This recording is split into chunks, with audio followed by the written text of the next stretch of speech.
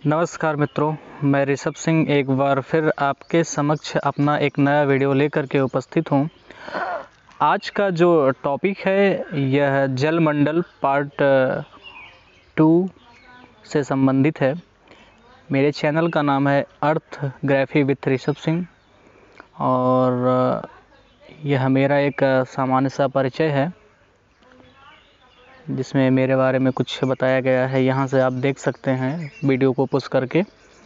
चलते हैं हम ज़्यादा समय न लेते हुए।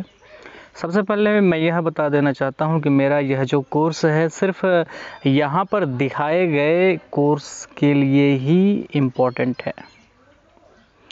चाहे वो आपका सुपर टेट हो गया, टेट हो गया, एसएससी हो गया, यूवीपी, इन सभी कोर्सों के लिए सामान्य रूप से उपयोगी है। चलते हैं आगे। आज का जो मेरा टॉपिक है जलमंडल भाग 2, पृथ्वी पर महासागरों का वितरण। जैसा कि मैंने कल आपको बता दिया था कि पृथ्वी पर कौन कौन से मुख्यतः महासागर स्थित हैं, उन सभी महासागरों के बारे में हम यहाँ पे जानकारी प्राप्त करेंगे। चलिए देखते हैं आगे।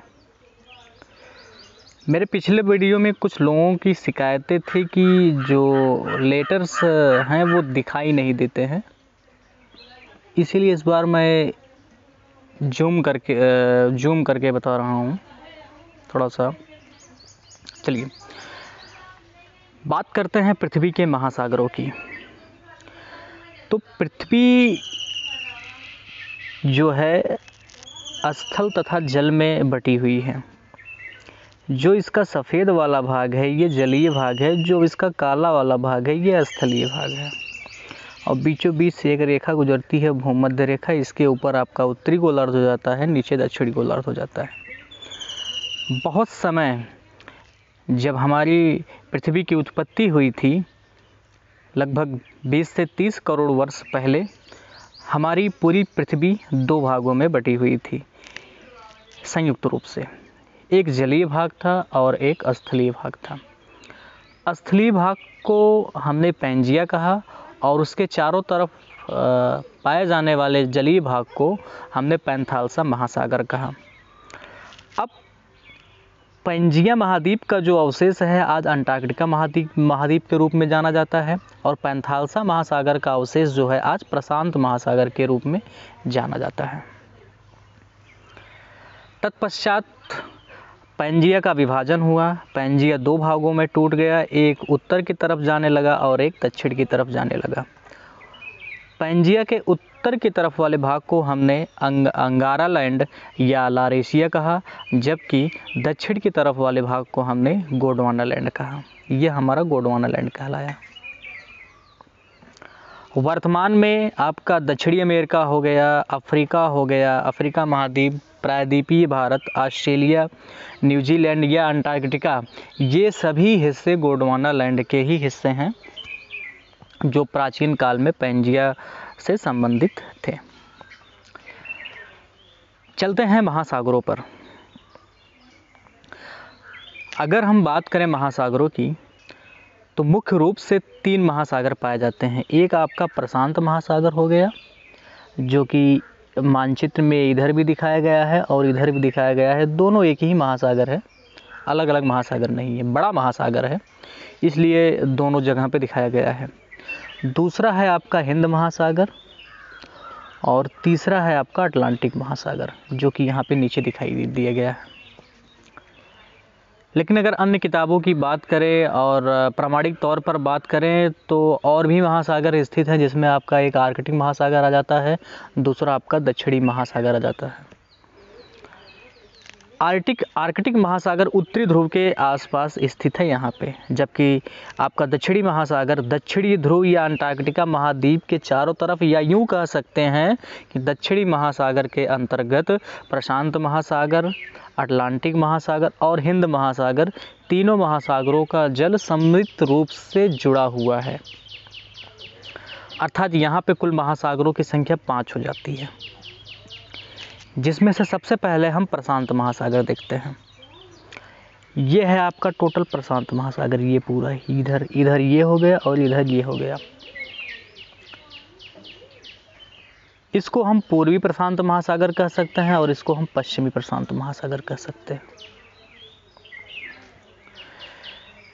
प्रशांत महासागर के अगर क्षेत्रफल की बात करते हैं तो इसके पहले वाले वीडियो में हमने देखा था कि जो स्थल का कुल क्षेत्रफल है वह 14.89 है करोड़ किलोमीटर स्क्वायर, जबकि यहाँ पे आपके केवल प्रशांत महासागर का क्षेत्रफल 16.57 करोड़ किलोमीटर स्क्वायर है।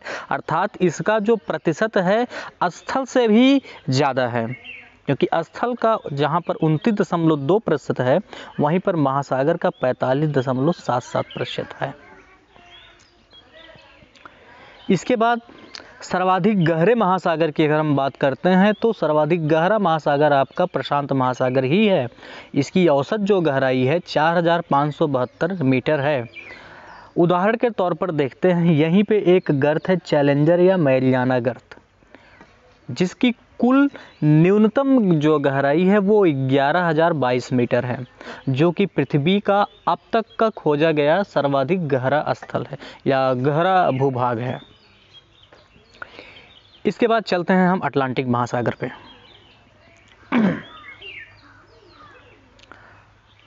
अटलांटिक महासागर,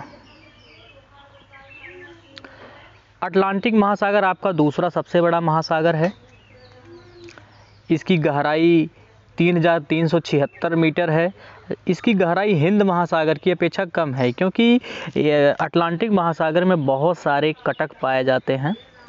कटक का मतलब होता है कि समुद्र में किसी भी कारणवश या पृथ्वी की भूगर्भिक संरचना के कारण उठा हुआ स्थलखंड। तो निश्चित तौर पर अगर समुद्र में कोई स्थलखंड उठा हुआ है तो उस सागर या महासागर की जो गहराई रहेगी वो कम ही रहेगी। तो गहराई इसकी प्रशांत महासागर तथा हिंद महासागर की अपेक्षा क्या है, कम है। इसी महासागर का आकार यस की तरह है। यहाँ पे हम देख सकते हैं बिल्कुल, ये बिल्कुल यस की तरह है ऐसे।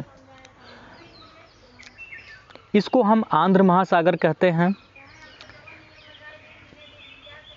और अटलांटिक महासागर हो गया, आंध्र महासागर हो गया, अंध महासागर हो गया, इत्यादि नामों से भी हम जानते हैं। इसके बाद तीसरे नंबर पर आता है हमारा हिंद महासागर। हिंद महासागर की गहराई अटलांटिक से तो अधिक है, जबकि प्रशांत महासागर से क्या है, कम है। यह भी अपने आप में एक महत्वपूर्ण महासागर है और कहा जाता है कि मात्र यह एक ऐसा महासागर है जिसका नामकरण किसी देश के आधार पर या किसी देश के नाम पर किया गया है, और हम सभी लोग जानते हैं कि वह देश हमारा भारत है या हिंदुस्तान है। बात करते हैं चौथे महासागर की। चौथा महासागर आपका आर्कटिक महासागर आता है और यह आपका पूरी तरह से ध्रुवीय महासागर है। इसका जो जल है वर्ष के अधिकतर महीनों तक जमा ही रहता है। बात अगर इसी गहराई से करें तो सबसे कम गहराई अगर किसी महासागर की है तो यह है 1260 मीटर आर्कटिक महासागर की गहराई है। इसका क्षेत्रफल भी अन्य महासागरों की अपेक्षा बहुत ही कम है। इसके बाद पाँचवें नंबर पर अगर हम बात करें दक्षिणी महासागर की, तो जैसा मैंने आपको शुरू में ही बता दिया था कि यह जो महासागर है, जहाँ तक सामान्यतः मेरा खुद का मानना है, दक्षिणी प्रशांत महासागर, दक्षिणी अटलांटिक महासागर और दक्षिणी हिंद महासागर, इन तीनों महासागरों के संयोग से जो चौथा महासागर या पांचवा महासागर बना हुआ है अंटार्कटिका महाद्वीप के चारों तरफ, उसे ही हम दक्षिणी महासागर के नाम से जानते हैं और इसके बारे में मात्र यही डेटा उपलब्ध है। आगे देखते हैं कि जब भी हम महासागरों की औसत गहराई व स्थल की औसत ऊंचाई की बात करते हैं तो यहाँ पर हमने देखा कि जो महासागरों की निम्नतम गहराई है वो मेरियाना ट्रेंच या चैलेंजर गर्त है, और स्थल की जो अधिकतम ऊंचाई है वह है माउंट एवरेस्ट 8,848.86 मीटर जिसकी ऊंचाई है। लेकिन यहाँ पे औसत स्थलीय ऊंचाई और महासागरीय गहराई की बात कर रहे हैं तो निश्चित तौर पर महासागरों में जो गहराइयाँ पाई जाती हैं वो अधिकतम पाई जाती हैं इसीलिए इसका जो इस महासागरों की जो औसत गहराई है वो 3800 मीटर है, जबकि महाद्वीपों की जो औसत ऊंचाई है वो 840 मीटर है। ये हमारे जितने भी महासागर हैं, इन सब में बहुत सारी स्थलाकृतियाँ पाई जाती हैं, जिन्हें हम महासागरीय उच्चावच के नाम से जानते हैं। आगे के वीडियो में हम यह देखेंगे भी कि कौन कौन से महासागरीय उच्चावच होते हैं। उच्चावच का मतलब होता है किसी क्षेत्र विशेष पर पाई जाने वाली अधिकतम ऊंचाई और न्यूनतम गहराई के संयोग को सम्मिलित रूप से उस क्षेत्र का उच्चावच कहा जाता है। अब उसमें पर्वत भी आते हैं, पठार भी आते हैं, मैदान भी आते हैं, झील भी, नदियाँ भी, तमाम प्रकार की वे स्थलाकृतियाँ आती हैं जो या तो महाद्वीपों पर स्थित है या महासागरों में स्थित है। निश्चित तौर पर यहाँ पे यह बताना ज़रूरी है कि जिस प्रकार से पर्वत, पठार, मैदान आदि प्रकार की स्थलाकृतियाँ स्थलीय या महाद्वीपीय भागों में पाई जाती हैं, ठीक उसी प्रकार से महाद्वीपीय मग्न तट, महाद्वीपीय मग्न ढाल, गंभीर सागरीय मैदान, गर्त हो गया, गुयाट हो गया, ज्वालामुखी द्वीप हो गया, ये सभी स्थलाकृतियाँ नीचे कटक हो गया, ये सभी स्थलाकृतियाँ नीचे महासागरों में भी पाई जाती हैं। तो ये स्थलाकृतियाँ महासागरीय उच्चावच के अंतर्गत सम्मिलित की जाती हैं। और जितने भी 4 महासागर के बारे में अभी मैंने आपको बताया, उन सब में ये स्थलाकृतियाँ महत्वपूर्ण हैं। जैसे प्रशांत महासागर का अगर हम यहाँ पे देखें, ये है प्रशांत महासागर। इसमें भी महाद्वीपीय मग्न तट पाया जाता है, महाद्वीपीय मग्न ढाल पाया जाता है, गंभीर सागरीय मैदान पाए जाते हैं, गर्त पाए जाते हैं, कटक पाए जाते हैं। ठीक इसी प्रकार से स्थिति जो होती है ये हिंद महासागर में है। हिंद महासागर के बारे में भी यहाँ लिखा गया है कि महाद्वीपीय मग्न तट कितना है, मग्न ढाल कितना है, गंभीर सागरीय मैदान कितना है और गर्त कितना है। ठीक है, ऐसी ही स्थिति हमारे अटलांटिक महासागर के साथ भी होती है। महाद्वीपीय मग्न तट, मग्न ढाल, गंभीर सागरीय मैदान, गर्त क्या होता है।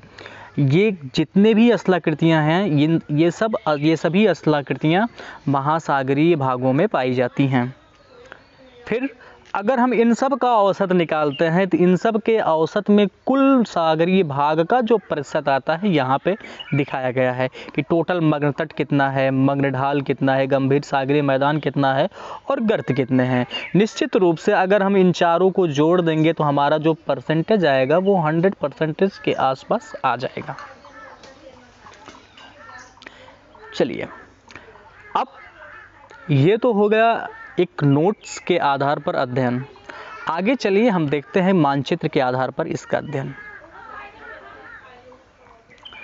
मानचित्र के आधार पर जब भी हम देखते हैं तो यहाँ पे हमें स्पष्ट रूप से दिखाई देता है कि ये हमारा पैसिफिक ओशियन है, इधर भी और इधर भी। ये हमारा अटलांटिक ओशियन है यस के आकार का, ये हमारा इंडियन ओशियन या हिंद महासागर है, और इधर नीचे दिखाई दिया गया है साउदर्न ओशियन। नीचे यहाँ पे साउदर्न ओशियन दिखाई दिया गया है।